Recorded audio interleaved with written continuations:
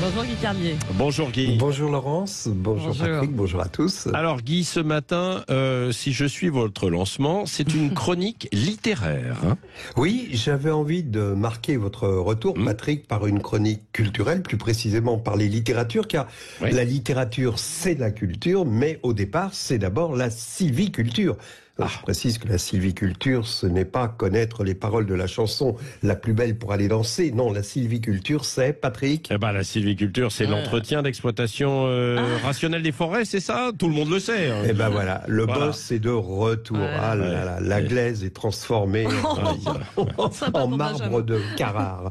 La littérature, c'est le lien entre la sueur du bûcheron landais et l'âme tourmentée de l'auteur à Saint-Germain-des-Prés, entre le bruit tonitruant de la tronçonneuse qui coupe. Ah bah ça a coupé d'ailleurs. Ah, Guy. La tronçonneuse a coupé Guy. Guy, la tronçonneuse a coupé. Au moment où il parlait évidemment du bûcheron, ça a coupé. Est-ce qu'on va le retrouver, Guy, avec notre liaison permanente avec vous dans notre studio. Et mon cher Guy Carlier, visiblement petit souci. On va essayer de le rappeler, me dit John. On va passer en fait. Le voilà. Le voilà.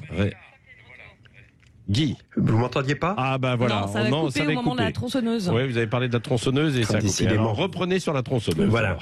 Les bûcherons sont venus les couper, les camions gommiers les ont transportés à l'usine. Là, on les a déshabillés, on leur a enlevé leur écorce.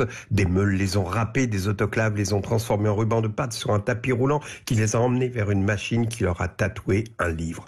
Ils espéraient Camus, ils rêvaient Umberto Eco. Et la première page qu'on leur imprima ressemble à une page du catalogue de la Redoute, mode printemps-été. Une femme y présente un chemisier à rayures, mi-saison, décontracté mais élégant, en coton traité anti-allergisant, et on voit que cette femme a l'habitude de poser pour ce genre de photos, car elle est de face mais parvient, malgré tout, grâce à une astucieuse rotation du tronc, à mettre sa poitrine de profil afin que nul n'en ignore les mensurations. Un catalogue de vente par correspondance. La pâte à papier était triste dans cette usine des Landes. Quand soudain, un des troncs qui attendait son tour vit les premiers exemplaires arriver sur le tapis roulant et s'écria « Mais non, c'est pas le catalogue de la Redoute, c'est le nouveau livre de Marlène Schiappa !» Alors, on vit la résine sortir de la pâte à papier comme autant de larmes, car il savait que pas plus d'une douzaine d'entre eux seraient serrés dans la main de lecteur et que les autres reviendraient dans cette usine, comme les précédents livres de Marlène Schiappa, subir l'humiliation de la mise au pilon. Voilà, j'ai essayé de mettre un peu de poésie dans cette chronique littéraire, car pour le reste, rien ne va dans cette publicité pour le prochain livre de la ministre qui sort le 8 juin. Déjà, le titre, c'est une bonne situation, ça, ministre? Pour ceux qui l'ignoreraient, c'est une référence au monologue du scribe improvisé par Édouard Baird dans le film Astérix, mais une référence éculée qu'on voit depuis des années sur les t-shirts qu'on vend dans les boutiques de plage, une référence éphémère, une mode oubliée, mais une volonté juste de marquer son lien avec les codes de la jeunesse d'il y a 20 ans.